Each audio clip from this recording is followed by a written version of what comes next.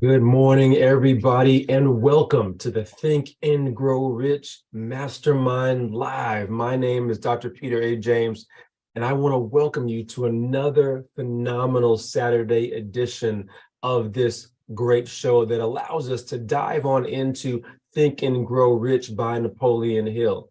If this is your first time joining us, welcome. It is early Saturday morning, but we are happy to have you here with us.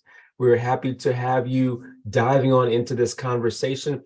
And not only is it just myself and the angels of today, we have a very, very special guest, that's going to allow you to reflect on you, your business, and even your life overall. So without further ado, I want to bring in our distinguished angels. Start off with angel number one, Galen Bingham. Good morning to you, sir. How are you doing today? Fantastic. Always looking forward to this conversation. And this principle in particular, organized planning, seems to be the engine behind everything that we say that we want to do someday. And I think the author even says that we all wish for riches. We all wish for success. But there's a difference between wishing for wishes and success and actually putting the things in place that will realistically lead to success and riches. And so that's what this principle is about. And I can't think of a better guest than the one that we're going to be talking with today, because she's built an entire business around not only what should you be thinking about to lead to realistic success, but how should you do it, right? Who are the people that you should have in place, and what are the metrics that you should be looking at to make sure that you're on that path? So I am personally looking forward to this conversation.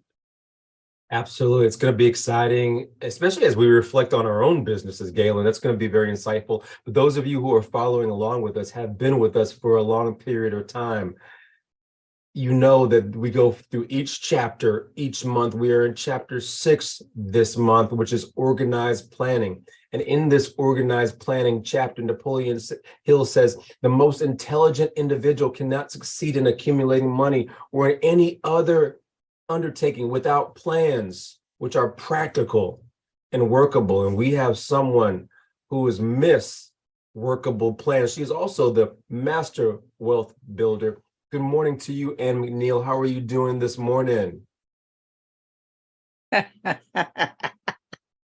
Listen, if I were any better, I would be Melinda today. So I'm doing great. I'm excited, like all of our guests. Melinda, we're going to introduce you, but I would tell you, as one of the guests that have had the highest interactions when we post the JPEG for this podcast today, it has just been phenomenal in the responses that we have received from your raving fans. And actually, I think one of your raving fans are right here on this co-host with us. We'll figure out who that is between the three of us as the podcast goes on. But it's exciting to talk about organized planning. And as Napoleon Hill tells us, one of the ways to have an organized plan, you must have a mastermind group of accountability or an individual holding you accountable. And as we began to discuss with our guest today, you will find that she is an awesome accountability partner for you, even virtually, with all of her books and resources that you can connect with. So as always, let's get this party started. Let's get this party started there, Ann McNeil. Yes, for sure. And folks, without further ado, let's introduce the small biz lady, Melinda F. Emerson. She is America's #1 small business expert. She is a best-selling author, a keynote speaker, a marketing expert. As CEO of Quintessence Group, her marketing consulting firm serves Fortune 500 brands that target small business businesses. Her advice is widely read, reaching more than 3 million entrepreneurs weekly online. She has an online school, www.smallbizladyuniversity.com. She'll talk about that and host the Small Biz Chat podcast. She is the best-selling author of Become Your Own Business in 12 Months. Without further ado, Melinda, good morning to you. How are you doing today? Thank you so much for having me. Thank you for that gracious introduction, Peter. And I'm just really excited to be here with all of you and just kind of talk about the principles of Napoleon Hill. That book was written so long ago, and so much of what he said still rings true today. So I am thrilled to be here with you all. Exciting to have you here with us there, Melinda. We also want to see how, Think and Grow Rich has been a mainstay in your life overall. But before we even go into that, tell us a little bit about your background, if you could, maybe the 30,000-foot view, because I know it's very vast. I've been watching you for a long time, following you. I think early on in my entrepreneurship journey, now I'm starting to date myself and probably date you as well, forgive me. So early on in my entrepreneurship journey, you were definitely a mainstay in my life as far as following, watching what you were doing on social as well as on YouTube for that matter. So give us a little bit of background if you could. Sure. I started out my career actually as a television producer. I went to Virginia Tech undergrad, majored in broadcast journalism, and at 23 years old, ended up in my dream job in a television station in Philadelphia. But what I learned from that experience is you got to be careful what you wish for, because you just might get it. Right. So I ended up with my dream job and I hated it. And I was like, Lord, I know I am meant to do something other than this. I am more talented than this. And so at 26 years old, I left broadcast television, basically with a laptop, a fax machine, and a dream, and my Rolodex off of my desk, and started my company, Quintessence Group, 24 years ago. And I will tell you that, starting a business is a spiritual journey as much as a circuitous one. But I have been blessed beyond measure because I have been able to, even in business, reinvent myself several times. So when I first started out in business, I was a video production company, because what would a former television producer do, right? But what was interesting is that I always stayed on top of trade journals and industry information. And I remember in 2007, I read a trade journal that said social media was going to be the next big thing. It was going to revolutionize marketing and business in every way. And I decided at that moment that I was going to push all my chips in the middle on that, and that I was going to figure out how to become a black belt in social media. And literally how I did that was by building the SmallBizLady brand. And so how I even became the SmallBizLady is actually kind of a little funny story. When I first wrote this book over my shoulder, Become Your Own Boss in 12 Months, I wrote it in 2008, turned it into my publisher as I was assigned, September 1st, 2008. And then you guys remember the market crashed like September 14th, 2008. So my publisher called me up and said, thank you so much for being a first-time author that actually turned your book in on time. But we don't think anyone is thinking about entrepreneurship right now, and we're going to bump your book for 18 months. That book did not come out until March of 2010. And I was sitting up here like, holy macaroni, Batman, what is we going to do? Because at this point, I had wound down my production company thinking, oh, I'm about to go on this national book tour because I'm about to become America's #1 small business expert. Well, not so fast. So basically, I had nothing, and it was a recession. It wasn't like I had my $10,000 to buy my book back from these people, so I had to wait.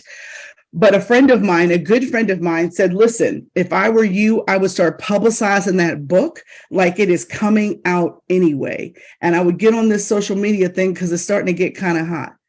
And that was when I remembered the trade journal I had read, and it was like, all right, well, I don't have anything else to do, so let's do that. So a friend of mine who was a publicist at the time, who knew as much as anyone knew about social media, because remember, Twitter was 1 year old in 2008. So we go to Twitter. I'm on the phone in front of my computer. She's on the phone in front of her computer. I put in Melinda Emerson, and I get this nice little note back that said, this name is already taken. Now, you guys know, I was like, are you serious? Melinda is not a common name. My name was never on the keychain at the gas station. Girl, you guys know my name. I probably met 6 other Melindas in my life. You know what I'm saying? Like, my name is not common. But for some reason, somebody else named Melinda Emerson had gotten to Twitter before me. And so in that instant, we had to come up with a nickname for me. And I was just like, a nickname? I've actually never had a nickname. People have always just called me Melinda.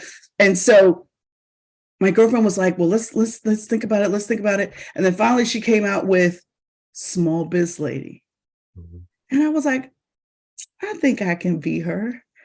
And I will tell you guys, that fateful day in November of 2008 turned out to be one of the best branding things that ever happened to me, because there are thousands upon thousands of actual coaches and so-called coaches, but there is only one SmallBizLady. And I built my brand from Twitter. And not only did I build my brand, but I also built Small Biz Chat, which for 10 years was a live tweet chat on Twitter, which 4 years ago we transitioned to a podcast. Mm-hmm. So I will tell you that it doesn't feel like it, but sort of like every kick is a boost.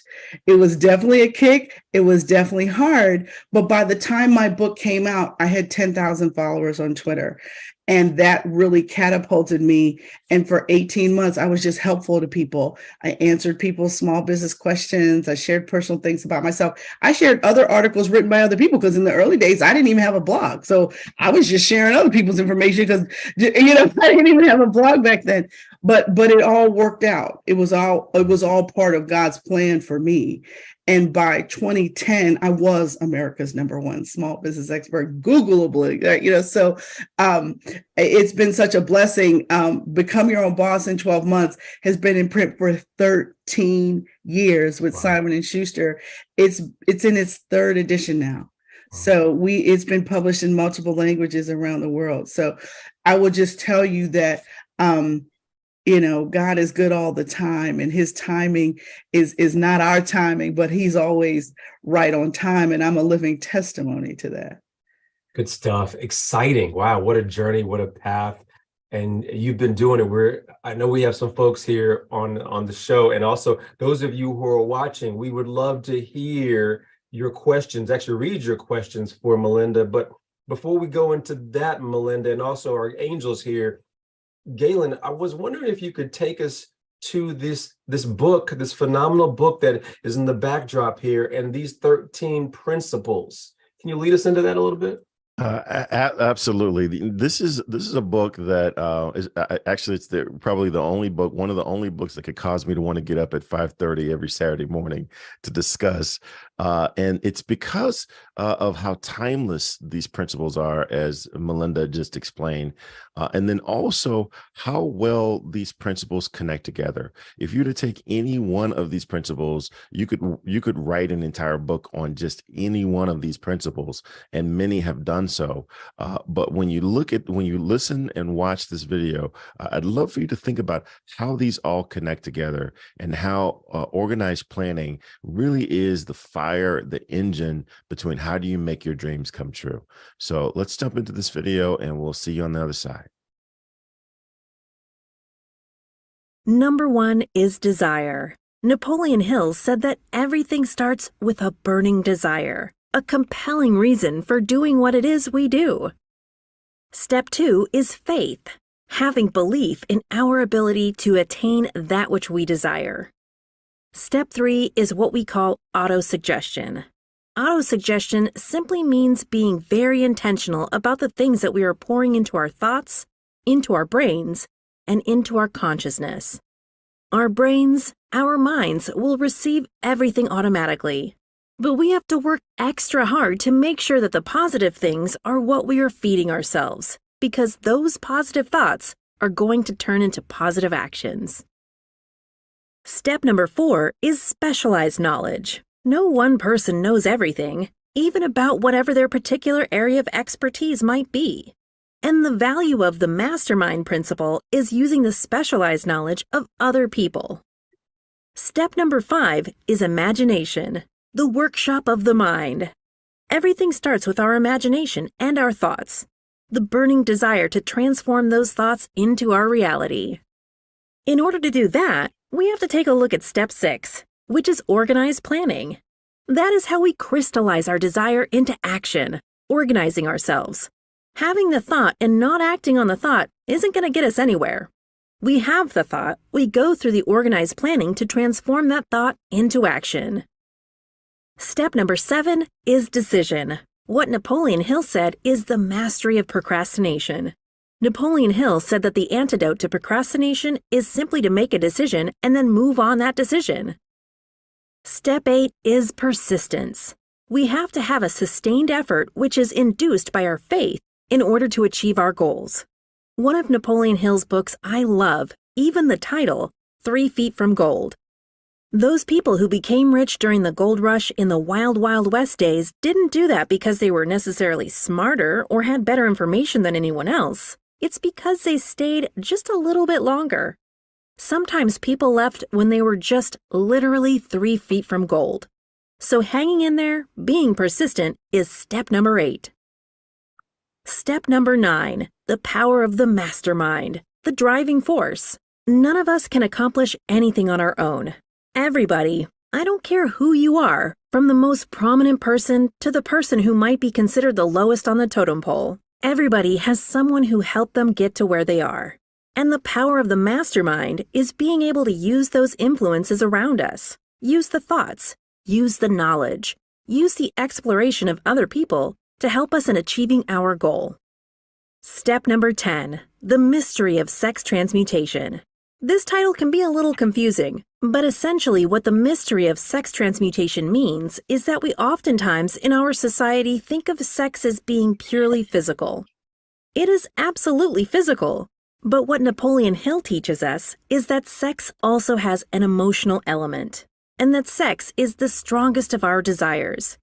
That if we can take our sexual energy, transform that into positive, creative influences, it can propel us to new heights.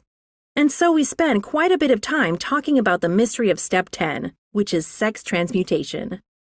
Step number 11 is the subconscious mind, which Napoleon Hill tells us is the connecting leap between our human mind and the infinite intelligence, the source of all thought, the source of all creativity.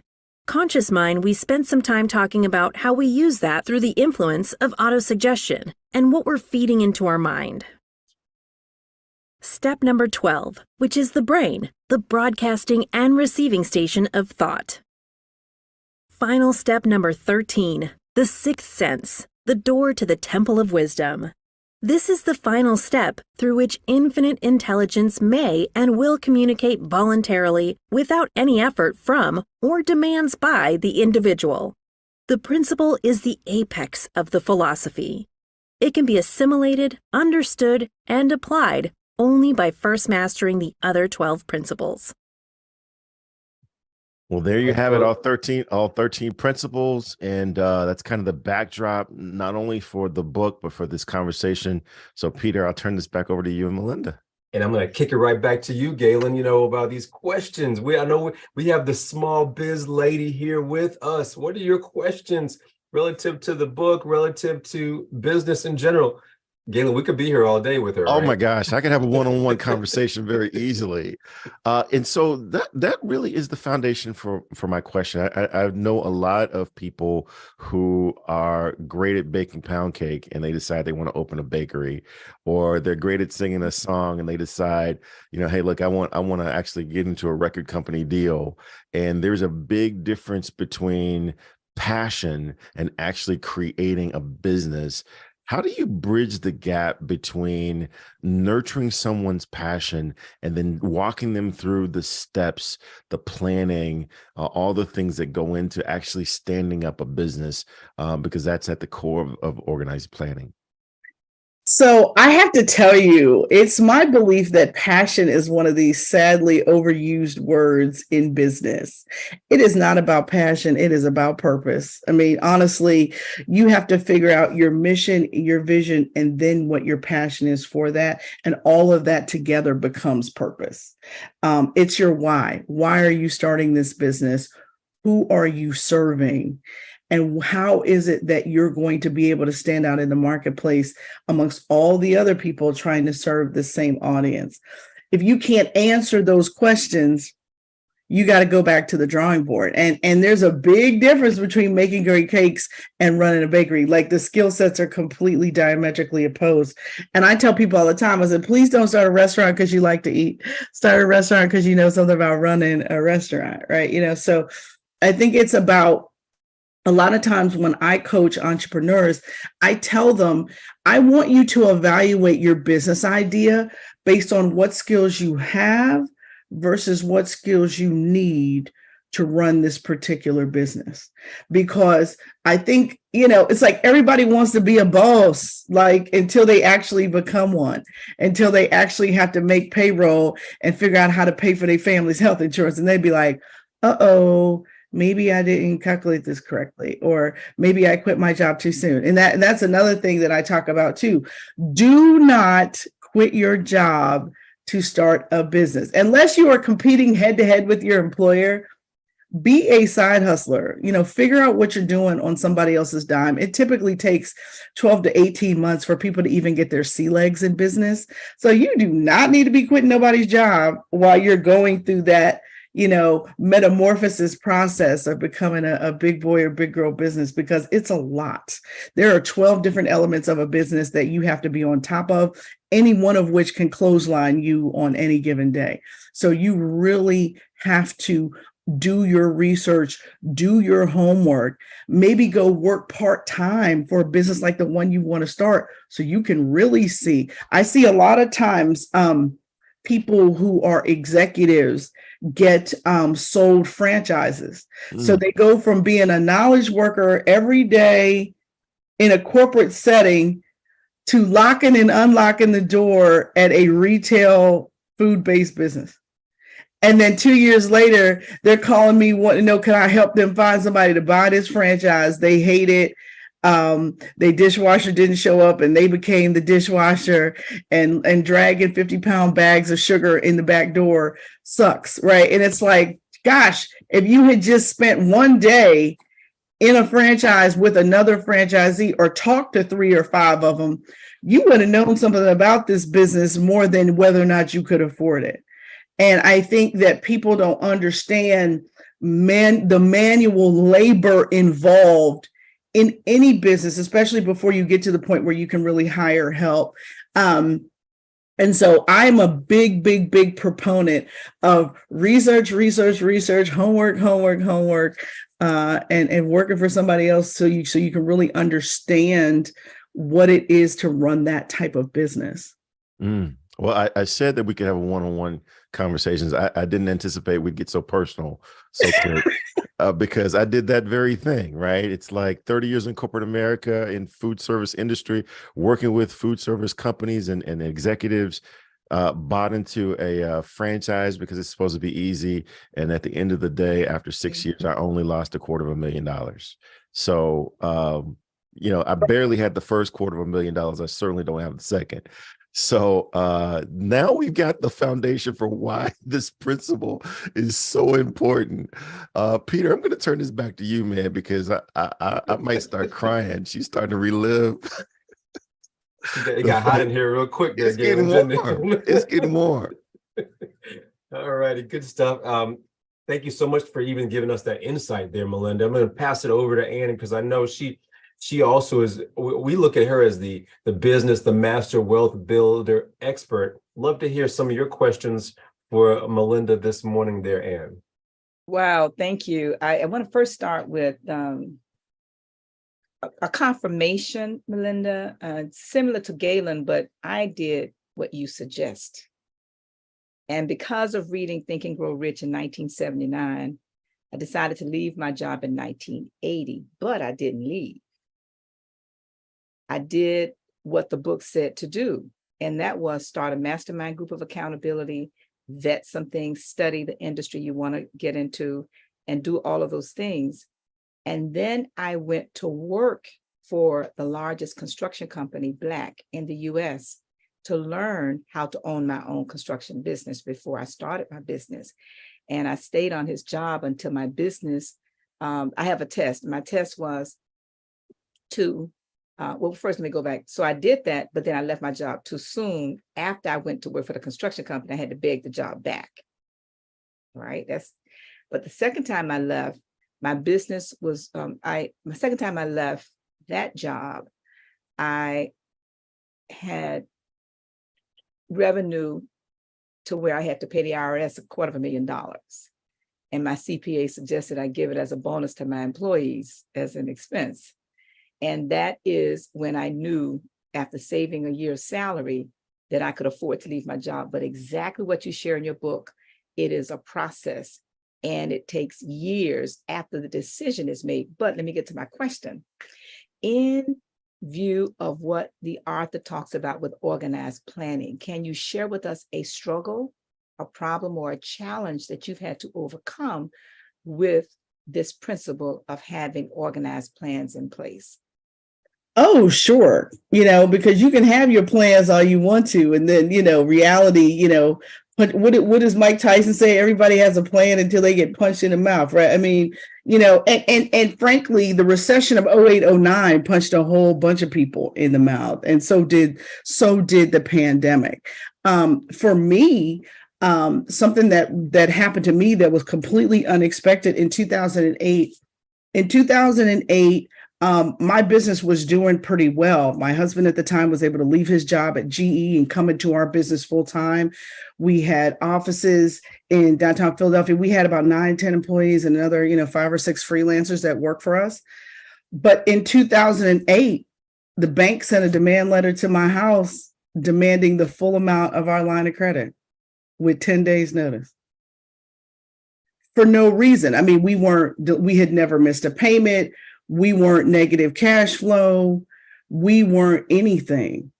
But literally, basically, they was about to shut my business down. And if it were not for a fact that summer, the National Black MBA Conference had been in Philadelphia, and I had met the highest ranking Black woman at my bank. Her name was Kelly Finch. I'll never forget her. I had to call Kelly to get these people off of me. And I had to call the people at the SBA. But basically, they termed out our line of credit and made it a loan instantly, and said to me that if I missed one payment, they would call the loan. This is, and I was not delinquent. There was no cause for this. But do you know what they told me? They said, you guys had never missed a payment, but you only ever made interest payments. You never made a principal payment in 1 year. And because of that, we could snatch your line of credit. And I was like, look, I can walk in the bank and write a $5,000 check to you right now today. They were like, you should do that, but we're still going to term out your line of credit.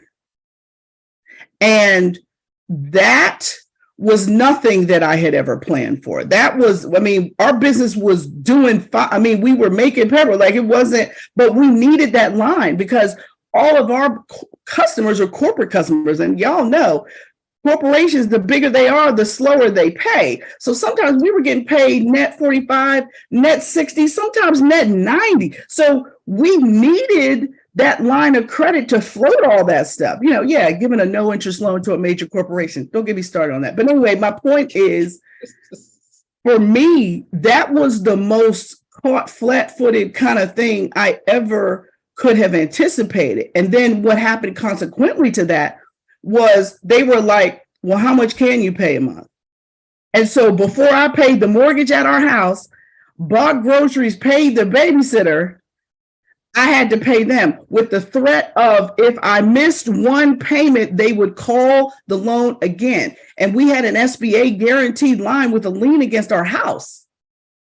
So calling the loan was like, wait a minute, we're going to lose our house over, $100,000. Like, that's ridiculous. So the point is that you kind of always have to prepare for things that you don't even anticipate could come for you. And in my case, the recession was at the very beginning when this happened. Like, they hadn't fully declared that it was a recession, but I knew something crazy was happening because there was no reason for a bank to just start snatching people's lines of credit. But I wasn't the only person I knew that had happened to. And so I think, in business, all kinds of stuff can happen.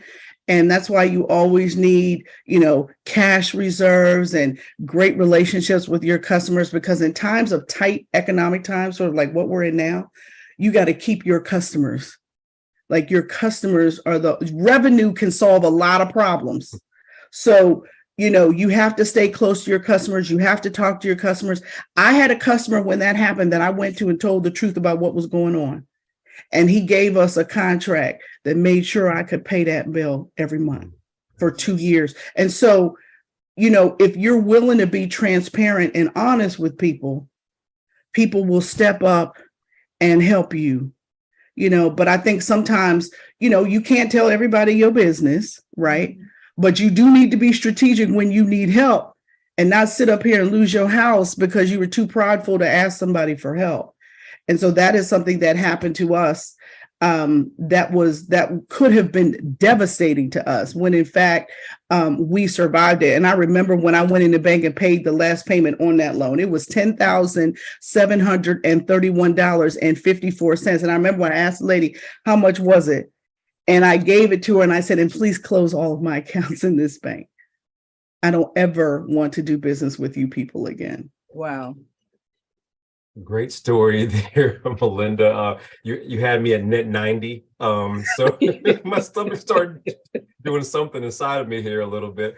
I got a question about organized planning now in light of what you've been through. But before I get to that, we have some questions from our audience coming in, and those of you who are watching on YouTube or even here as our panel guests for sure.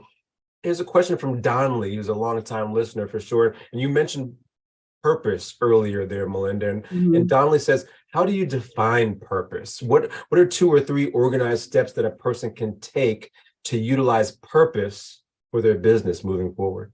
Well, I think when it comes to purpose, there's a lot of things you have to consider, and passion is actually last on that list. So you need to consider, what is your mission? What is it that what is the big picture mission you're trying to accomplish with your business? And then the second thing you've got to think about is, what is your vision for this business? And then you consider what your passion.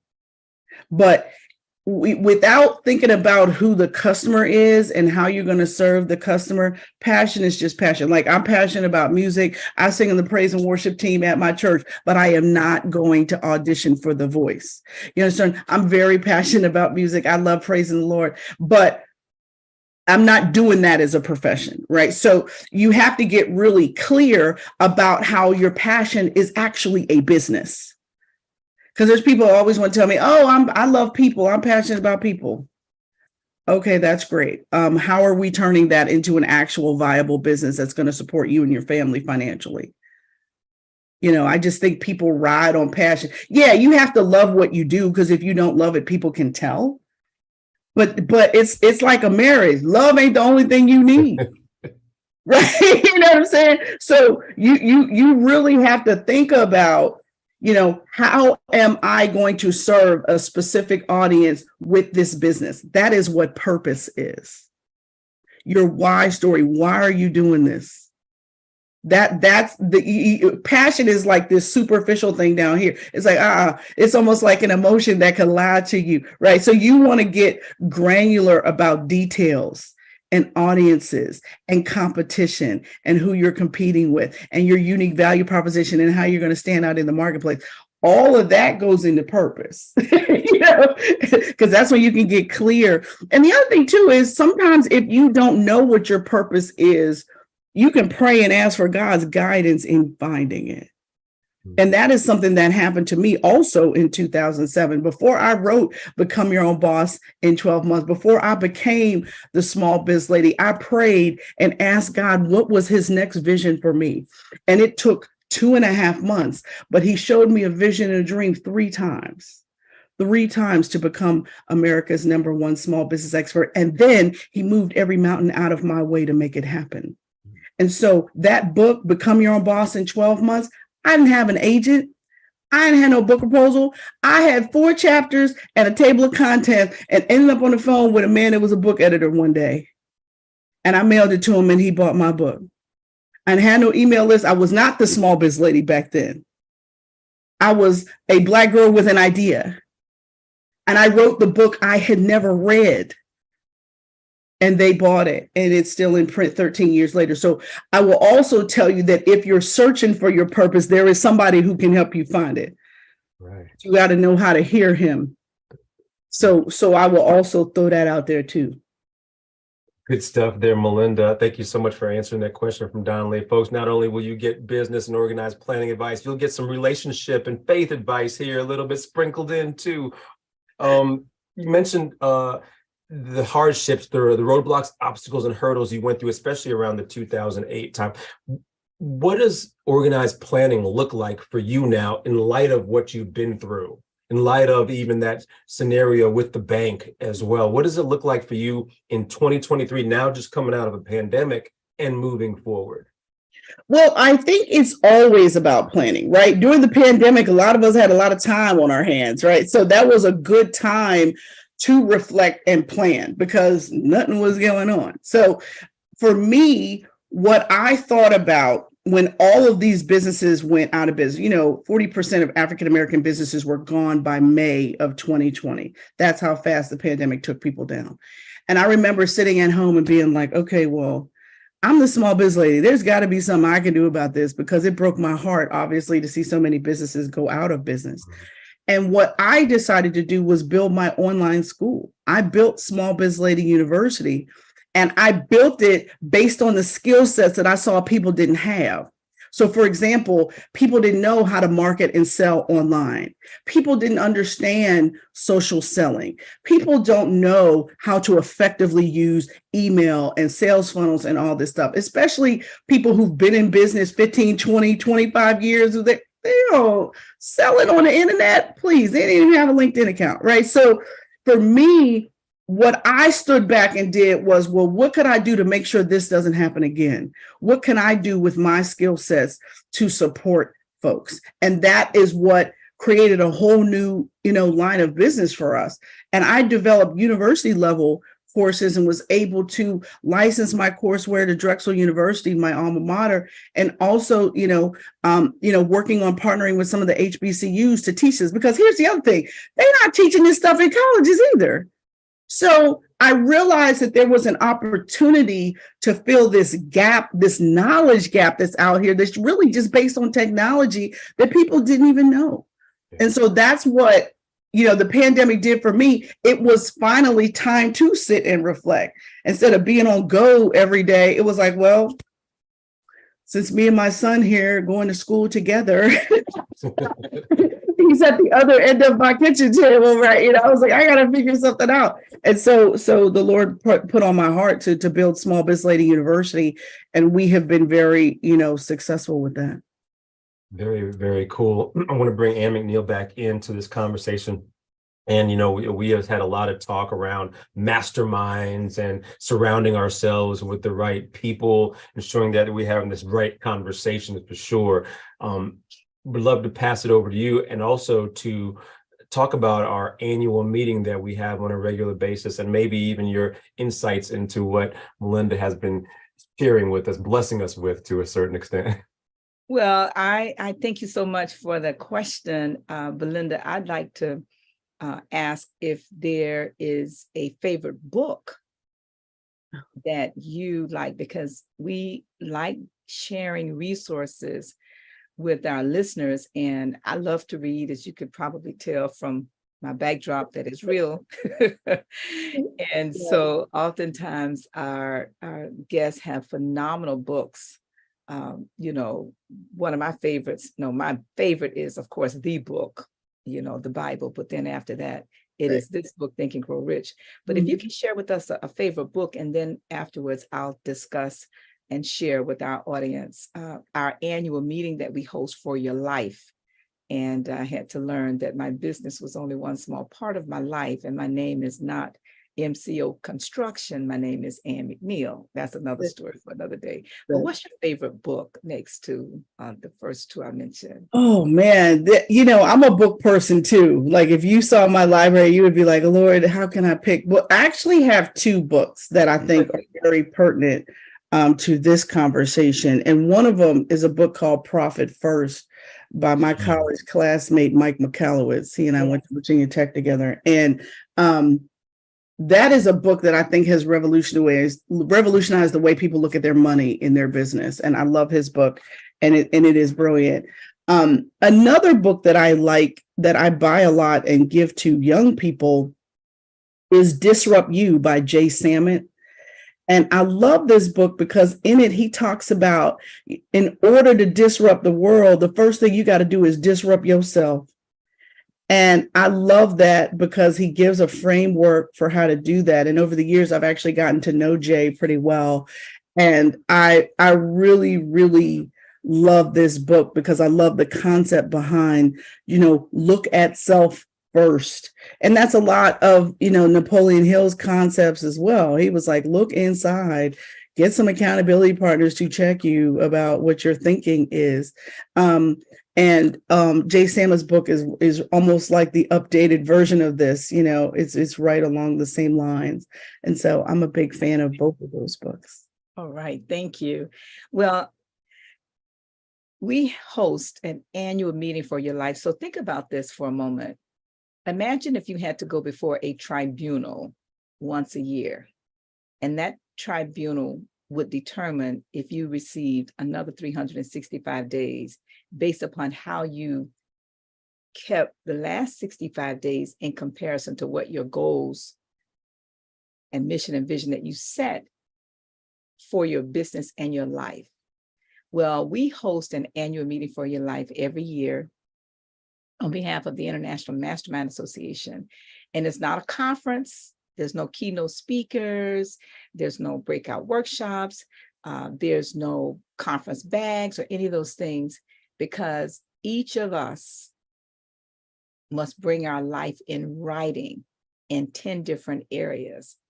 Your goals for spiritual, family, financial, education, health, personal development, your business or your career, your recreational, your civic, and your creative goals. And we encourage you to write those goals for 6 months, 1 year, 5 years, 10 years, 20 years. And for me, I'm in my 45th year of doing this. And it is life-changing, but it allows us to have an accountability for our life. So we want to encourage everybody to join us. Our registration early bird will be ending the end of this month, the end of June.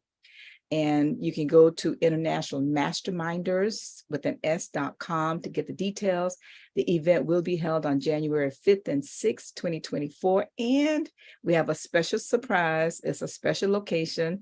Yes, a special, awesome surprise for everybody.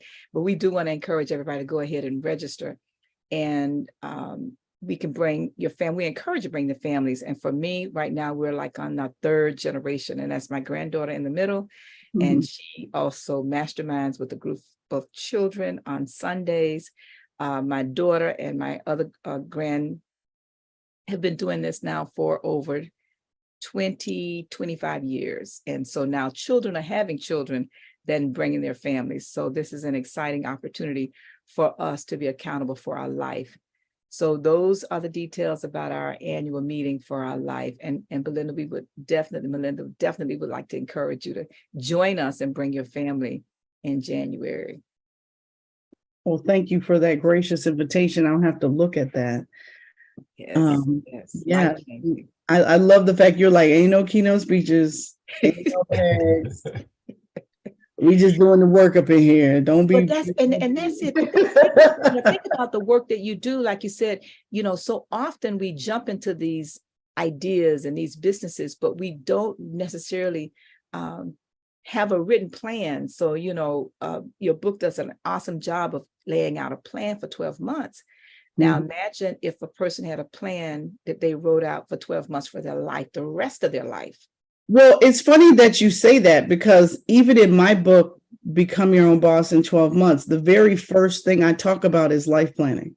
Yes. I'll talk about business planning first, and then because I think you need to figure out what you want and why you want it first. Because sometimes you might just need to get another job because you got a jerk boss. It doesn't necessarily mean you need to get out here and build some business from scratch or buy a franchise or whatever.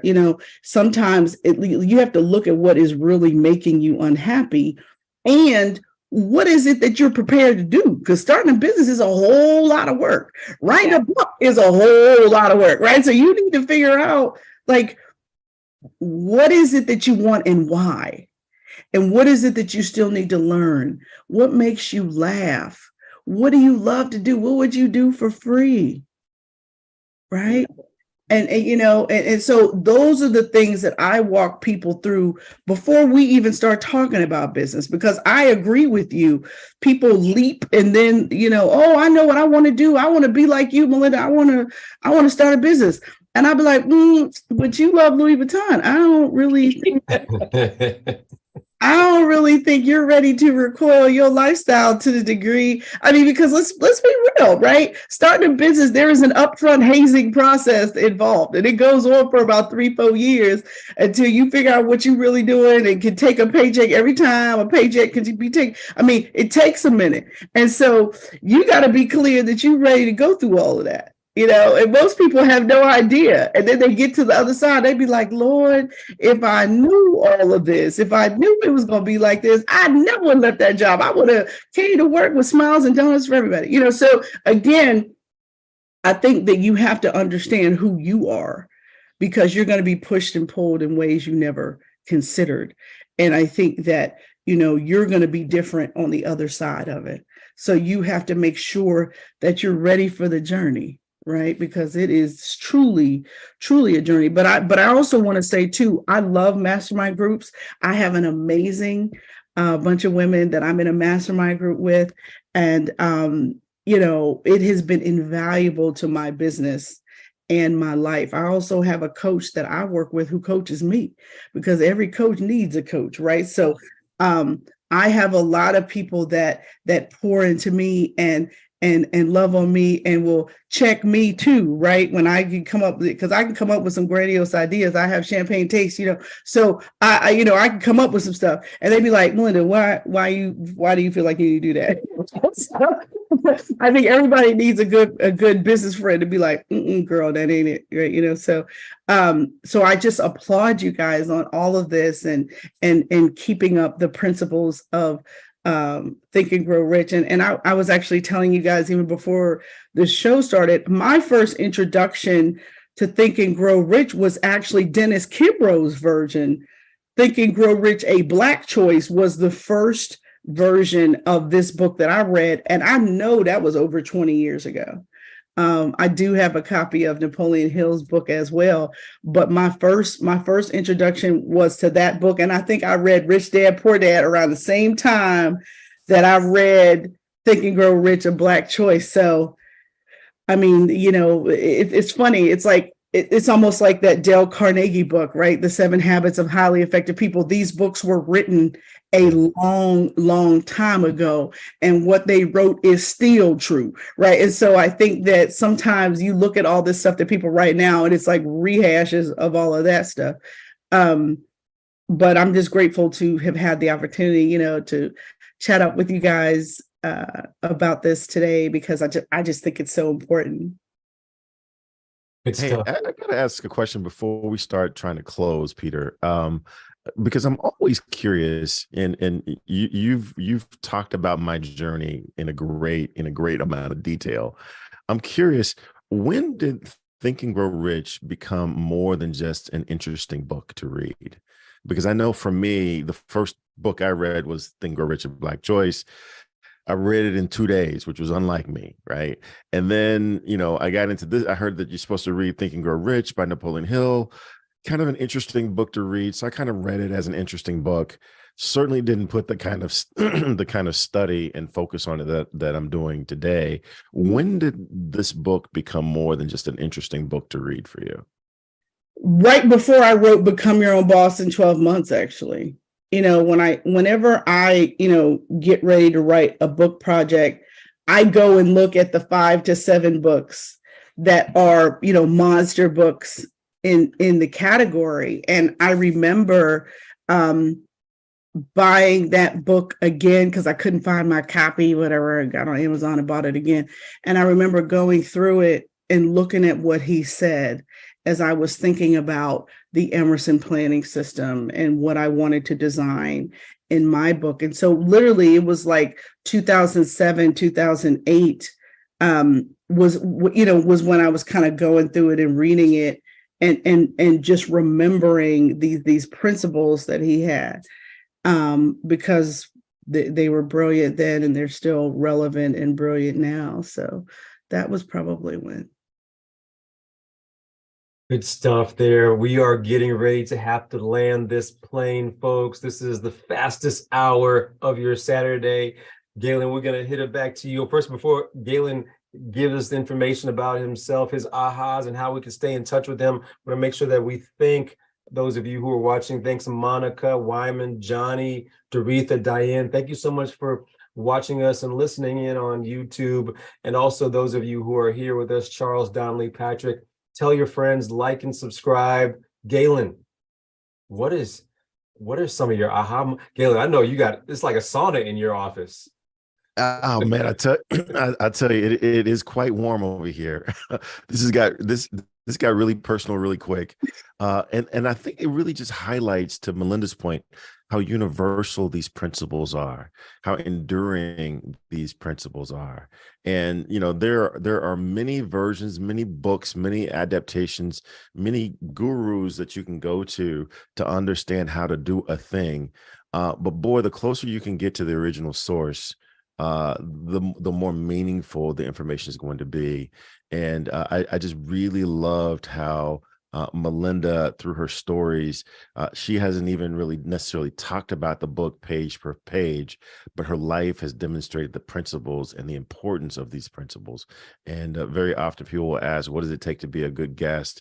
That's what it takes to be a good guest, to have done some things, to have lived, so that your life represents those principles. So my name is Galen Bingham. I am the leadership strategist. I help leaders bake success into their work and life.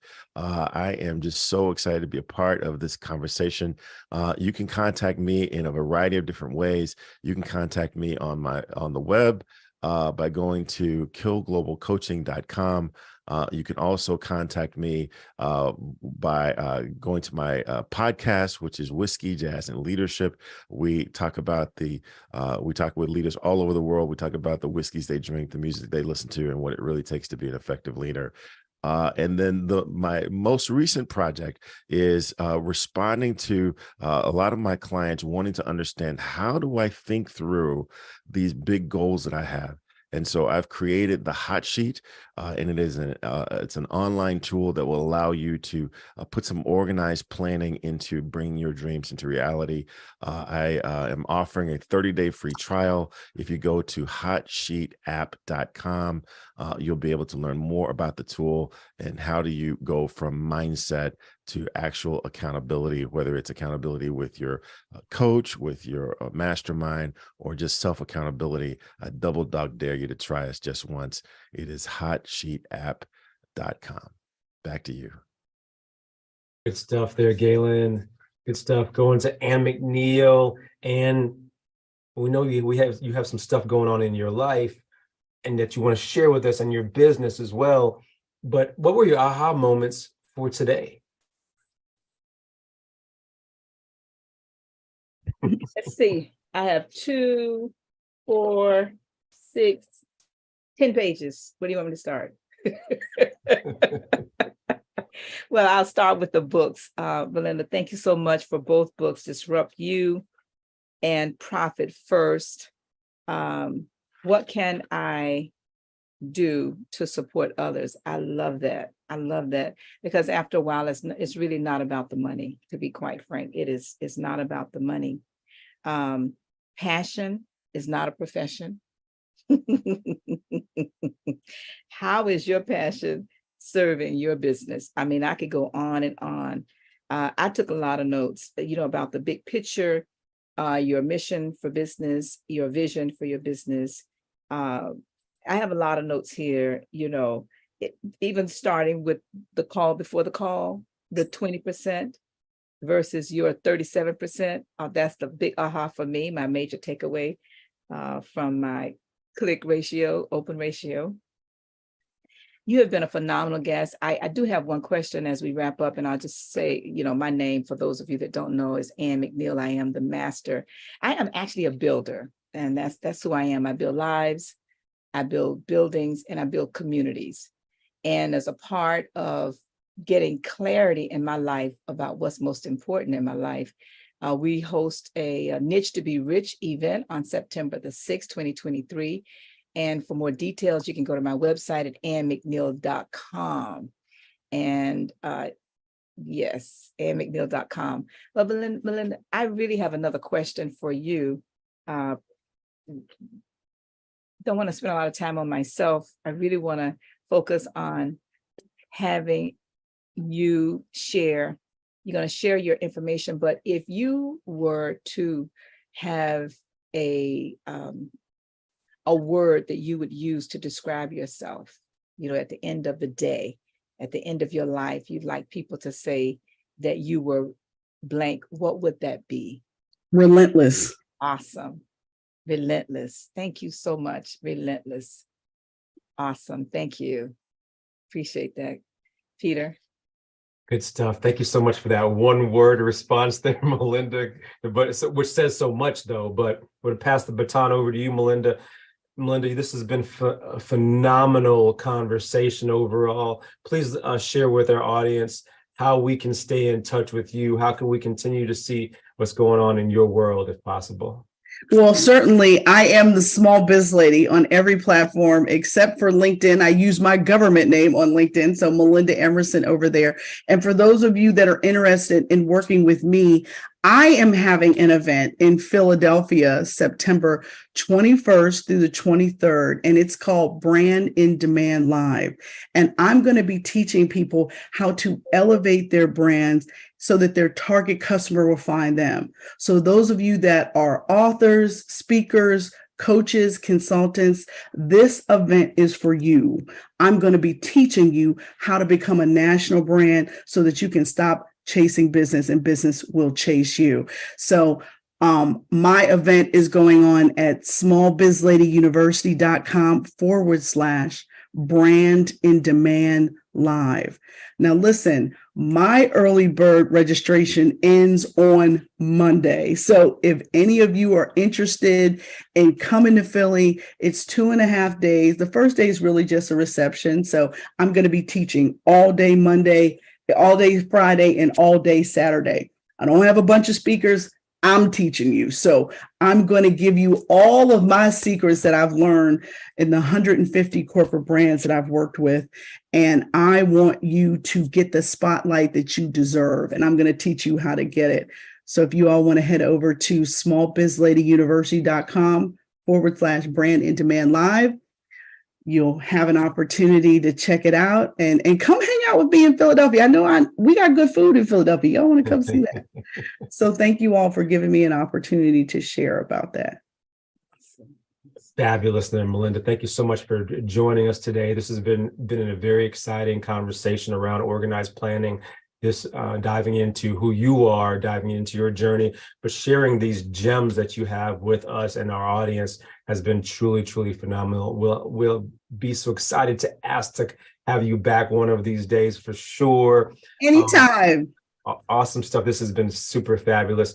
Hey, folks, thank you so much for joining us on another Saturday morning. My name is Dr. Peter A. James. I am the high performance coach helping you to shift your mindset. You can find me on any social media platform at Dr. Peter A. James. It's at DrPeterAJames, or as you see there at shiftyourmindset.com. Hey, folks, this has been another phenomenal episode of Think and Grow Rich Live.